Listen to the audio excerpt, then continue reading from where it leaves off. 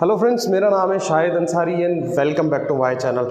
आज हम वीडियो बनाने वाले हैं जितने भी लोग एनजीओ में काम करते हैं या एनजीओ चलाते हैं उनको फंड कहां से मिलेगा, ये सबसे ज़्यादा पूछे जाने वाला सवाल है मेरे चैनल पर। तो आज हम लेकर आए हैं आप लोगों के लिए, जो भी लोग एनजीओ चलाते हैं और ग्रांट्स चाहते हैं, फंड्स चाहते हैं, तो प्लीज़ वीडियो एंड तक देखिए। वीडियो चालू करने से पहले प्लीज़ मेरा चैनल सब्सक्राइब करिए, लाइक का बटन दबाइए, बेल आइकन का बटन दबाइए ताकि आपको मेरे आने वाले चैनल के लेटेस्ट नोटिफिकेशन मिलते रहें।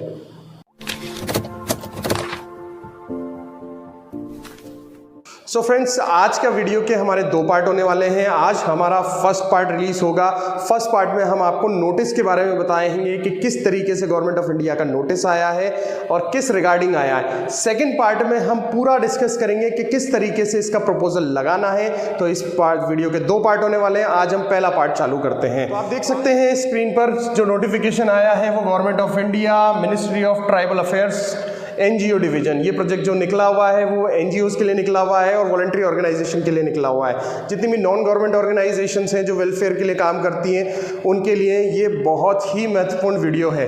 देखते हैं हम नोटिस जो निकला हुआ है मिनिस्ट्री ऑफ ट्राइबल अफेयर्स की तरफ से। नोटिस जो निकला है वो 27 जनवरी 2023 को निकला है। 27 जनवरी को ये नोटिस निकला है। तो अभी काफ़ी टाइम है, हम इस प्रोजेक्ट को फाइल कर सकते हैं। तो एक बार हम नोटिस डिस्कस कर लेते हैं। यहाँ पर लिखा हुआ है ओपनिंग ऑफ एनजीओ पोर्टल। जो भी मिनिस्ट्री ऑफ ट्राइबल अफेयर्स का जो भी पोर्टल है, एनजीओ पोर्टल है, जहां पर जाकर आप देख सकते हैं। सब्जेक्ट है एक नोटिस का लिखा हुआ है कि opening of NGO portal for submission of application under the scheme of grant in aid. ये ग्रांट्स निकला हुआ है। एनजीओ पोर्टल जो है वो चालू हो चुका है 27 जनवरी से। सभी लोग आप अपने एप्लीकेशन सबमिट कर सकते हैं। और जो भी लोग जो एनजीओज हैं या फिर वॉलंटरी ऑर्गेनाइजेशन है जो वर्क कर रहे हैं welfare of scheduled tribes, ST में जो वेलफेयर का काम कर रहे हैं उनके लिए ये प्रोजेक्ट निकला हुआ है। और ये जो स्कीम है वो मिनिस्ट्री ऑफ ट्राइबल अफेयर्स के द्वारा इंप्लीमेंट की जा रही है। तो ये एक नोटिस है और नोटिस के बारे में हम आज डिस्कस कर रहे हैं। आगे हम चलते हैं। यहाँ पर पूरा का पूरा आपको नोटिस का दूसरा सेक्शन मिलेगा। दूसरे सेक्शन में नोटिस में लिखा हुआ है कि जो मिनिस्ट्री ऑफ ट्राइबल अफेयर्स का एनजीओ का पोर्टल है वो एनजीओ का पोर्टल चालू हो चुका है और वो पोर्टल का एड्रेस है www.ngo.tribal.gov.in। तो हमें इस एड्रेस पर जाना है, इस वेबसाइट एड्रेस पर जाना है और अपना एप्लीकेशन फॉर्म जो है वो फिलअप करना है। अब कौन कौन उसके लिए एलिजिबल है, कौन कौन उसमें अप्लाई कर सकता है, वो है नॉन गवर्नमेंट ऑर्गेनाइजेशन इसमें अप्लाई कर सकती है और अदर देन जो वॉलंटरी ऑर्गेनाइजेशन होती है वो भी इसमें अप्लाई कर सकते हैं। जो प्रोजेक्ट निकला है वो 2022-2023 के लिए निकला हुआ है। और जो इसका प्रोसेस है, मतलब जो प्रोसेसिंग है वो डिस्ट्रिक्ट अथॉरिटीज़ या फिर स्टेट अथॉरिटीज़ और या फिर मिनिस्ट्री ऑफ ट्राइबल अफेयर्स में निकली हुई है, जो आप वहाँ से उसको देख सकते हैं। इसके बाद जो है कि जो प्रोजेक्ट जो ये है या जो भी टेंडर जो हम लगा रहे हैं वो मैं आपको पहले भी बता चुका हूँ। 27 जनवरी 2023 से ये चालू हो चुका है और ये जो पोर्टल है पूरा का पूरा वो 45 डेज के लिए चालू रहेगा। इसकी लास्ट डेट आप यहाँ देख सकते हैं 12 मार्च 2023 तक आप इसको फाइल कर सकते हैं प्रोजेक्ट को। और ये पूरा का पूरा आपको जितना भी फंड आपको इसमें अपनी एनजीओ के लिए चाहिए है वो इसमें आपको मिल जाता है। तो ये एक छोटा सा वीडियो था और नोटिफिकेशन था जिसमें आपको पता चलता है कि मिनिस्ट्री ऑफ ट्राइबल अफेयर्स ने ग्रांट देने के लिए एनजीओज को और वॉलंटरी ऑर्गेनाइजेशंस को इनवाइट किया है। और इस वीडियो में हमने समझा है कि ये जो इसका जो पोर्टल है वो 27 जनवरी से चालू हो चुका है। वेबसाइट एड्रेस हम आपको बता चुके हैं www.ngo.tribal.gov.in। अगर आप लोगों को लगता है कि आपके पास भी एनजीओ है और उसकी प्रोफाइलिंग अच्छी है तो इस वेबसाइट एड्रेस पर आप जाकर अपना प्रोजेक्ट सबमिट कर सकते हैं। सबमिट करने की लास्ट डेट जो है वो यहाँ दी हुई है 12 मार्च 2023। तो काफ़ी टाइम है दोस्तों आपके पास इस प्रोजेक्ट को फाइल करने के लिए, ग्रांट लेने के लिए। इससे सुनहरा अवसर जो है ग्रांट लेने का वो नहीं हो सकता। अगर आप भी वेलफेयर का काम करते हैं एसटीज़ के लिए या फिर अदर कोई सी भी ट्राइब्स के लिए, तो आप अपने एनजीओ की प्रोफाइल इस वेबसाइट पर जाकर सबमिट कर सकते हैं। और प्रोफाइलिंग करने के अभी मैंने आपको बहुत ऑलरेडी कुछ वीडियोस बनाए हुए हैं कि एनजीओ की प्रोफाइलिंग किस तरीके से की जाती है ताकि आपको फंड अच्छे से मिले। तो आप मेरे डिस्क्रिप्शन में जाकर देख सकते हैं कि एक एनजीओ की प्रोफाइल किस तरीके से बनाई जा सकती है। तो एनजीओ का प्रोफाइल बनाना बहुत ज़्यादा महत्वपूर्ण है। अगर आप बिना प्रोफाइल किए, बिना पास्ट एक्सपीरियंस के कोई सा भी अगर आप प्रोजेक्ट लगाएंगे तो वो इतना वेटेज कंटेंट नहीं होगा और फाइल लगाने का, प्रपोजल लगाने का फ़ायदा भी नहीं होगा आपको प्रपोजल लगाने से पहले, क्योंकि काफ़ी टाइम है। मैं आपको बता चुका हूं कि 12 मार्च 2023 है और आज बहुत ज़्यादा टाइम है हमारे पास। अगर हम आज से भी स्टार्ट करेंगे तो बहुत अच्छे से हम प्रपोजल लगाकर, फाइलिंग लगाकर बना सकते हैं। तो इस प्रोजेक्ट के लिए अगर जैसे कि आपको लगाना है तो पहले अपनी प्रोफाइलिंग कीजिए। प्रोफाइल में आप पूरा एनजीओ में आपने कितना कितना काम किया है, शेड्यूल ट्राइब के लिए काम किया, अदर ट्राइब्स के लिए क्या क्या काम किया है, वेलफेयर में आपने कितना काम किया है, वहाँ पर आपने बच्चे पढ़ाए हैं या सेमिनार किए हैं या वर्कशॉप ऑर्गेनाइज किए, first aid safety awareness programme चलाया है, किसी भी तरीके का आप कोई भी ट्राइब्स के लिए अगर आपने काम किया है तो उसको एक प्रोफाइल में लेकर आना ज़रूरी है। प्रोफाइल में उसको एक पूरा का पूरा आपको डॉक्यूमेंटेशन करना चाहिए, उसकी पूरी थ्योरी लिखनी चाहिए कि आपने कहाँ कहाँ क्या किया है, कितनी डिस्ट्रिक्ट में काम किया है, कौन कौन से स्टेट में आपने काम किया है, किस तरीके से काम किया है, उसमें कितनी टीम आपकी लगी है, ये पूरा का पूरा मेंशन कीजिए। और जो जो भी आपने काम किया है वेलफेयर का, उसके आप उनके फोटोग्राफ्स क्लिक करके रखिए। फोटोग्राफ्स क्लिक करके 1 बाय 1 पूरा एक एल्बम की तरह बनाइए, फोटोग्राफ लगाइए, उसके नीचे लिखिए कि इस डेट को हमने ये काम किया है। तो इस तरीके से एक प्रोफाइलिंग करना बहुत ज़्यादा ज़रूरी है। पूरी मैनेजमेंट कमेटी को भी आप देखिए कि जो भी एनजीओ में पूरा मैनेजमेंट कमेटी होती है, कौन किस किस तरीके से उसको मैनेज करता है और किस किस कैंडिडेट के पास कौन कौन सी एक्सपर्टीज़ है, ये मेंशन करना बहुत ज़्यादा ज़रूरी है। कौन कौन से कैंडिडेट, कौन कौन सा एक्सपर्टीज़ है, आपके एनजीओ के पास ये एक्सपर्टीज़ है, आप ये काम करने में सक्षम है। तो इस तरीके की जो भी डिटेल होती है वो भी हमें प्रोफाइलिंग में मेंशन करनी चाहिए। प्रोफाइलिंग बनाते समय बहुत सारी चीज़ों का ध्यान रखना चाहिए। ये मैंने एक सेपरेट वीडियो में ऑलरेडी बता चुका हूँ, आप उसको जाकर देख सकते हैं। तो आपको प्रोफाइल बनाने में थोड़ा सा ईजी रहेगा। ज़्यादा से ज़्यादा अगर आप फोटोग्राफ्स उसमें लगाएंगे कि आपने कौन कौन सी एक्टिविटी की है, डिस्ट्रिक्ट लेवल पे कौन सी एक्टिविटी की है, स्टेट लेवल में कौन कौन सी एक्टिविटी की है, तो वो आपके स्टार्स बढ़ाता है। अगर आपको कहीं से फंड मिला है, कहीं से CSR फंड मिला है आपको, या किसी ने आपके कंपनी से टाइप किया है, किसी गवर्नमेंट से आपने टाइप किया है, तो उसके सारे डॉक्यूमेंट्स भी आपको लगाना चाहिए। सारे के सारे डॉक्यूमेंट्स लगाने के बाद आपको उसको अच्छी तरीके से फाइलिंग करना चाहिए। अच्छी तरीके से फाइल करके एक स्पाइरल बाइंडिंग में स्पाइरल आपको करवाना चाहिए।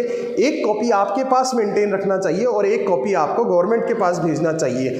फाइलिंग करने के बाद जब आप उसको स्पाइरल में फाइल कर लेते हैं और अगर आपको हार्ड कॉपी भेजना है, तो जो भी कॉपी आप अपने पास रख रहे हैं उसमें और जो भेज रहे हैं, जेरोक्स कराने से पहले आपको उसमें नंबरिंग कर लेनी चाहिए। फाइल जैसे ही आपका स्पाइरल बाइंडिंग हो जाता है तो उसके पहले आप उसमें नंबरिंग कर लें, 1 2 3 4 5 6 7 8 पेज नंबर उसमें डाल दें और फिर उसका जेरोक्स करवाएं और फिर स्पाइरल बाइंडिंग करके आप हार्ड कॉपी बनाएं। उससे ये होता है कि बाय चांस अगर डिपार्टमेंट से अगर कोई भी डिफिशियंसी आती है कि ये फाइल नहीं है, तो आप अपने पास जो फाइल मेंटेन है उसमें देख सकते हैं कि कौन सा पेज जो है वो गया है या नहीं गया। क्योंकि बहुत बार ऐसा होता है कि कुछ कागज़ मिस हो जाते हैं, फाइलिंग में मिस हो जाते हैं, तो आपको ये ध्यान रहता है कि आपका पेज भेजा है या नहीं भेजा। अगर भेजा है तो सिंपली आपके पास जो कॉपी पड़ा है उसमें से जेरोक्स करके आपको दोबारा निकाल कर भेजना है, तो बहुत ईजी टास्क हो जाता है। तो ये थी कुछ बातें एनजीओ से जुड़ी हुई, जहां पर हमने समझा कि एनजीओ को ग्रांट किस तरीके से मिलेगा और किस तरीके से उसका एक प्रपोजल मेकिंग करके प्रोफाइल बनाना चाहिए। तो इस जो प्रोजेक्ट का मैंने आज समझाया है आपको, जो भी मिनिस्ट्री ऑफ ट्राइबल का ये जो वीडियो है, और इसका हमने आज ये पार्ट 1 आपको समझाया। पार्ट 2 हम बहुत जल्द लेकर आ रहे हैं 2 या 3 दिन में। उसमें आपको समझाएंगे कि प्रपोजल किस तरीके से बनाना है इस वाले प्रोजेक्ट का और किस तरीके से आपको ऑनलाइन अप्लाई करना है। तो टिल देन मेरा वीडियो देखते रहिए। Thank you so much guys for watching my channel and please please please मेरा चैनल सब्सक्राइब कीजिए। लेटेस्ट वीडियो देखने के लिए बेल आइकन का बटन दबाना बहुत ज्यादा जरूरी है, अदरवाइज आप लोग पार्ट 2 को मिस कर देंगे। पार्ट 2 आप देख नहीं पाएंगे, तो आपको टेक्निकल चीजें पता नहीं लगेंगी कि किस तरीके से प्रपोजल फाइल करना है। तो thank you so much guys for watching my channel. Thank you.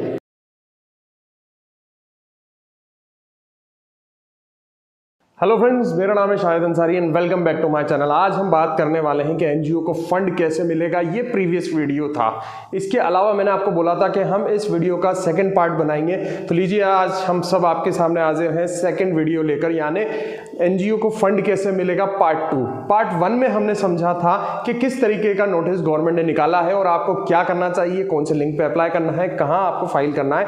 आज हम उसका थोड़ा सा एनालिसिस करेंगे कि किस तरीके से उसका प्रपोजल बनाना है और कौन कौन से फील्ड में बनाना है और किस तरीके से वो फाइल होगा। तो वीडियो चालू करने से पहले जल्दी से मेरा प्लीज चैनल सब्सक्राइब कर दीजिए, लाइक का बटन दबाइए, बेल आइकन का बटन दबाइए, ताकि आपको मेरे चैनल के आने वाले लेटेस्ट नोटिफिकेशन मिलते रहे। दोस्तों आपके सामने है आरएफपी, जो भी मिनिस्ट्री ऑफ ट्राइबल अफेयर्स ने जो आरएफपी निकाला है यानी डिटेल गाइडलाइंस निकाला है कि प्रपोजल किस तरीके से फाइल करते हैं, वो इस समय आपके स्क्रीन पर है। तो हम ये चीज देखते हैं।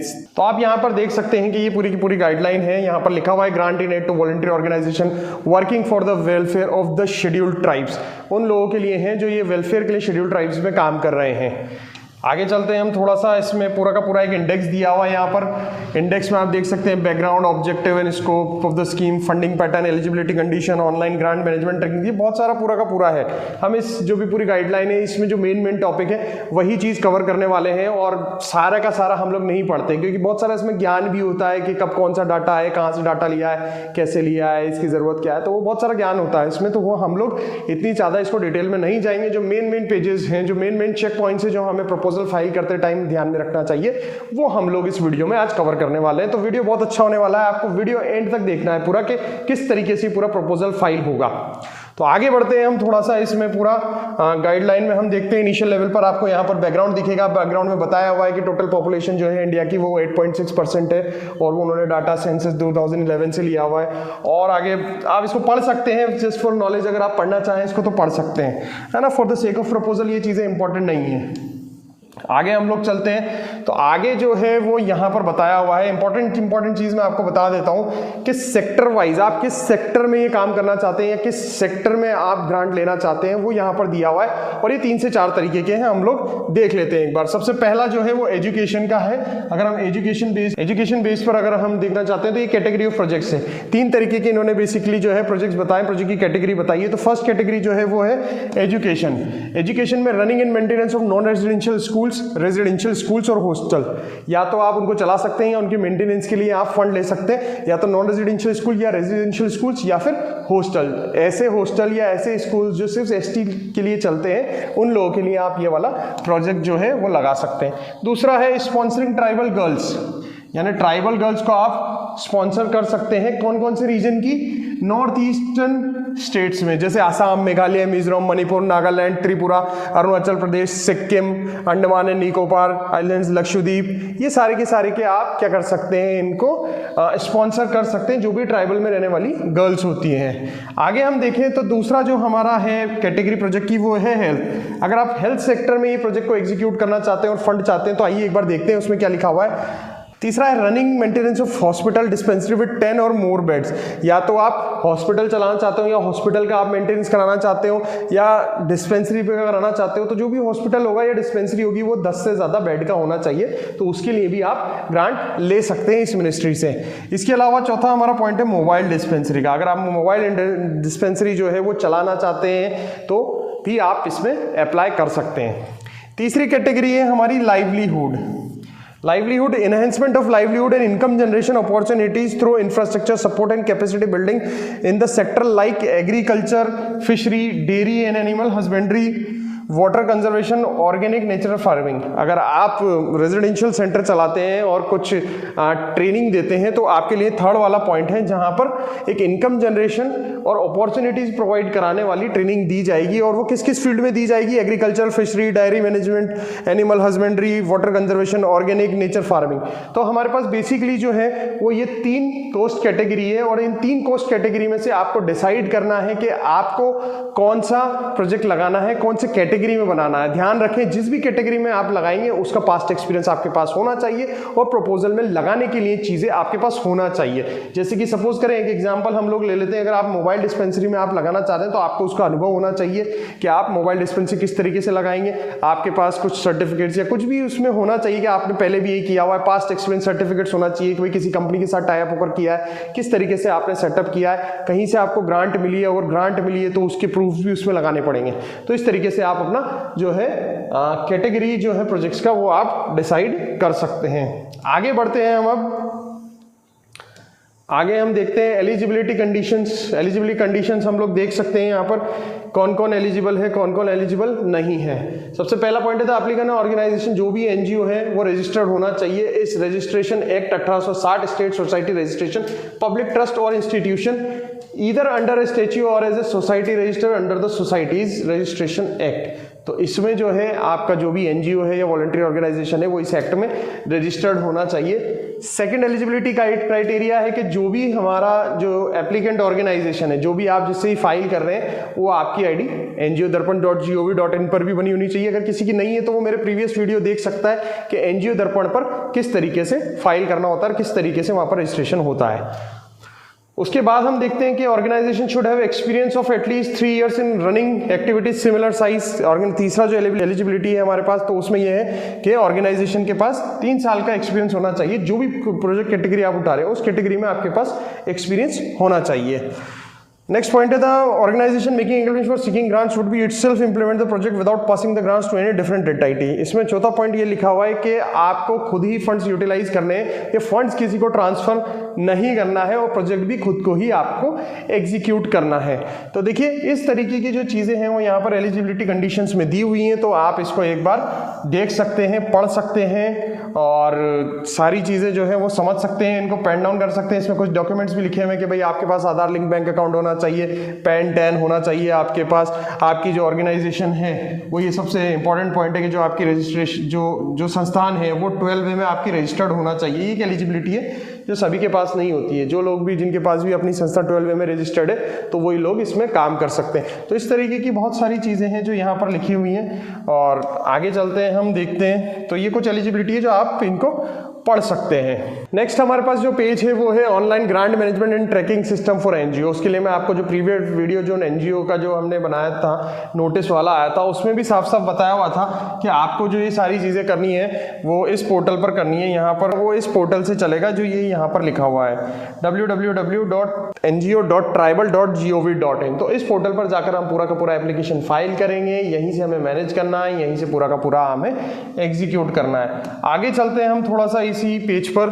7 पॉइंट अगर आप देखेंगे तो 7 पॉइंट पे लिखा हुआ है कि procedure for application and selection for new projects. क्या प्रोसीजर है, प्रोसीजर के बारे में हम थोड़ा समझ लेते हैं कि जो भी एप्लीकेंट ऑर्गेनाइजेशन है वो एनजीओ दर्पण आईडी जो है, जो नीति आयोग से हमें मिलता है, वो उससे ऑनलाइन एप्लीकेशन जो है वो फाइल करती है मिनिस्ट्री ऑफ ट्राइबल अफेयर्स पर, और सारी की सारी डिटेल्स और सारे के सारे रिक्वायर्ड डॉक्यूमेंट्स जो है वो वहां पर अपलोड करते हैं। उसके बाद जो सेकंड हमारे पास पॉइंट आता है कि उसके बाद स्क्रूटनी होनी है, इंस्पेक्शन होना है स्टेट लेवल पर। तो स्क्रूटनी होती है, जो भी आपने डॉक्यूमेंट सबमिट किए हैं उनकी स्क्रूटनी होती है और वेरिफिकेशन होता है। उसके बाद सारी की सारी चीज़ें जो है वो देखी जाती हैं कि जो आपने जो प्रोजेक्ट लगाया है उसकी सस्टेनेबिलिटी कितनी है, विजिबिलिटी कितनी है, कितना फंड आपने मांगा है, वो फंड उसके अकॉर्डिंग है या नहीं है। तो ये सारी चीज़ें इसमें आपके चेक होती हैं। इसके आगे हम लोग चलते हैं तो बताया जाता है इसमें कि ऑथराइज डिस्ट्रिक्ट लेवल ऑफिसर जो होता है वो चेक करता है, हो सकता है आपके जो सेंटर है और जहां आप इसको एग्जीक्यूट करने वाले हैं वो विजिट करे उसको, और वो विजिट करने के बाद जो भी आपने ऑनलाइन एप्लीकेशन फॉर्म जो सबमिट किया है वो वहां पर उसको कमेंट करके अप्रूव या रिजेक्ट करता है। इसके बाद आगे हम लोग चलते हैं तो पूरा का पूरा हमें यहाँ पर डिस्क्रिप्शन लिया हुआ है कि जो भी डिस्ट्रिक्ट लेवल ऑफिसर होता है वो किस किस ग्राउंड्स पे एग्जामिन करेगा आपकी ऑर्गेनाइजेशन को, तो वो यहाँ पर हमें दिया हुआ है।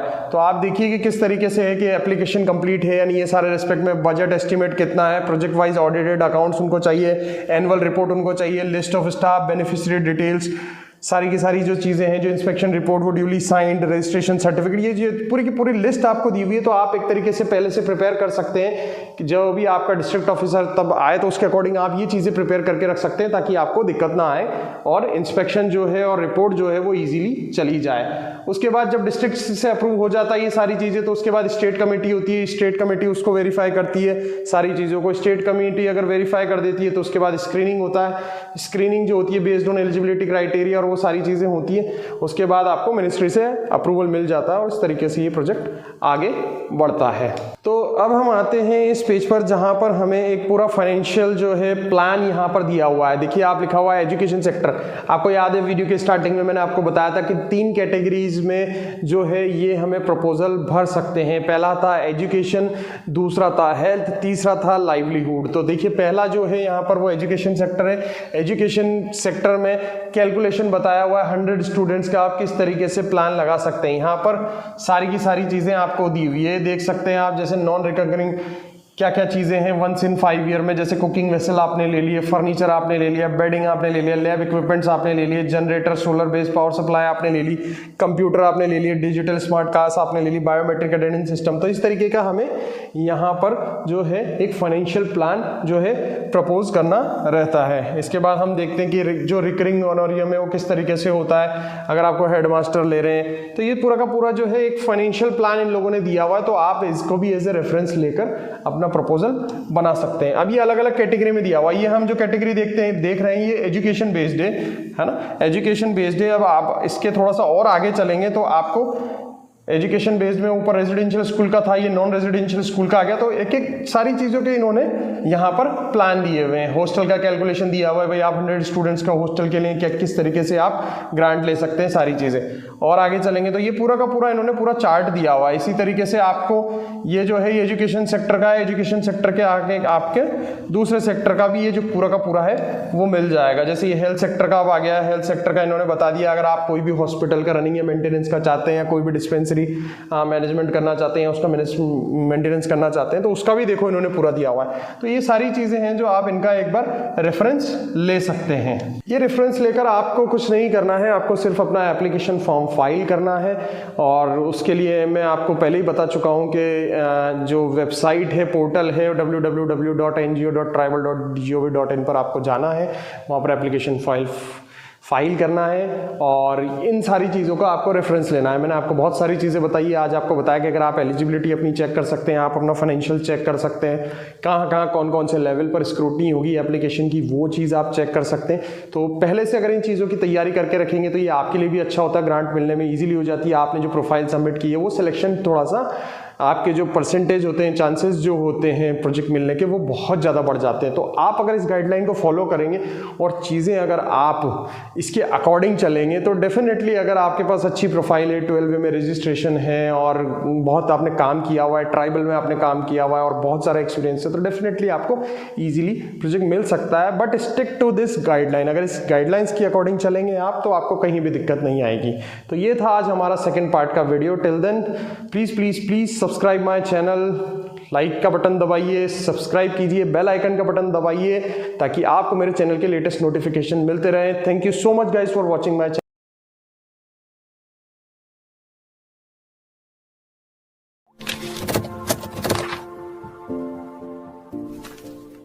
हेलो फ्रेंड्स, मेरा नाम है Shahid Ansari and welcome back to my channel. हमने प्रीवियस वीडियो में आपको बताया था, इसको वीडियो को लेकर हम आपको 2 वीडियोस बना चुके हैं, पार्ट 1 पार्ट 2 और ये है पार्ट 3। पार्ट 1 में हमने बताया कि क्या क्या क्वालिफिकेशन है, किस तरीके से प्रोजेक्ट लगेगा। पार्ट 2 में हमने आपको पूरा डिटेल रिसर्च करके बताई और पार्ट 3 में हम बता रहे हैं कि इसकी डेट बढ़ चुकी है। जो पार्ट 2 में हमने आपको डेट बताई थी वो जी हाँ, इसकी मिनिस्ट्री ऑफ ट्राइबल अफेयर्स जो है एनजीओ डिवीजन जो गवर्नमेंट ऑफ इंडिया का ये निकला हुआ है प्रोजेक्ट, जिसमें एनजीओज को और वॉलंटरी ऑर्गेनाइजेशंस को फंडिंग मिल रही है, उसकी डेट अब बढ़ चुकी है। जाने अगर आप लोगों ने ये वाला प्रोजेक्ट नहीं लगाया है तो आप इन डेट्स पर अप्लाई कर सकते हैं। तो नई डेट्स में आपको बता देता हूं कब की है। हम ये देखते हैं, ये नोटिस है पूरा आपके सामने, ये देखिए मिनिस्ट्री ऑफ ट्राइबल अफेयर्स का पूरा नोटिस यहाँ पर है। और इस नोटिस में डायरेक्टली मैं आपको बता देता हूँ कि कब तक आप भर सकते हैं। यहाँ लिखा हुआ है फॉर ऑनगोइंग प्रोजेक्ट्स ऑफ 2022 से 22-23 में जो ऑनगोइंग प्रोजेक्ट्स जिनके चल रहे हैं, अगर उनको फाइल करना है तो 27 मार्च 2023 तक वो अप्लाई कर सकता है। जिनके ऑनगोइंग प्रोजेक्ट चल रहे हैं 22-23 के, वो 27 मार्च तक, अभी काफ़ी समय है, 27 मार्च तक आप उसको अप्लाई कर सकते हैं। अगर आप नया प्रोजेक्ट लगा रहे हैं यानी फ्रेशर है, आपने इससे पहले कभी ये ट्राइबल वाला प्रोजेक्ट अप्लाई नहीं किया है और this is the first time जब आप ये प्रोजेक्ट लगा रहे हैं, तो आपके लिए डेट है 12 मई। 12 मई काफ़ी लेट तक है और आप अच्छी तरीके से इसकी प्रिपरेशन कर सकते हैं। आप मेरा प्रोफाइल वाला भी वीडियो देख सकते हैं कि किस तरीके से एनजीओ की प्रोफाइलिंग करते हैं, किस तरीके से उसका पूरा फाइल किया जाता है, प्रपोजल किया जाता है और पूरी फाइलिंग करके अच्छे से जितना भी पास्ट एक्सपीरियंस है वो पूरा समझ के बनाकर आप इजीली इसको 12 मई तक फाइल कर सकते हो। यानी काफ़ी समय है आपके पास कि किसी प्रोफाइल पर वर्क करने के लिए। तो इसकी जो डेट है वो 12 मई 2023 तक है और आप इसको फाइल कर सकते हैं। अगर आपको प्रोफाइलिंग वाला वीडियो देखना है तो वो जाकर आप प्लेलिस्ट में जाकर देख सकते हैं और उसके अकॉर्डिंग इस वीडियो को फाइल कर सकते हैं। तो ये था हमारा आज का छोटा सा वीडियो जिसमें हमने आपको बताया कि डेट जो है ट्राइबल अफेयर की वो बढ़ चुकी है। तो आप लोग जल्दी से अपनी प्रोफाइल बनाइए, उस पर वर्क कीजिए और जल्दी से ये प्रोजेक्ट अप्लाई कर दीजिए। प्लीज़ प्लीज़ प्लीज़ मुझे कमेंट करके बताइएगा कि आपको वीडियो कैसा लगा। पार्ट 1, पार्ट 2, पार्ट 3 आप तीनों में कमेंट करके बताइए कि आपको ये वीडियोस कैसे लगे। तीनों वीडियोस आपको लाइक करने हैं एंड प्लीज़ प्लीज़ प्लीज़ मेरे चैनल को सब्सक्राइब कीजिए, बेल आइकन का बटन दबाइए ताकि लेटेस्ट नोटिफिकेशन आपको मिलते रहें। Thank you so much guys for watching my channel. Thank you.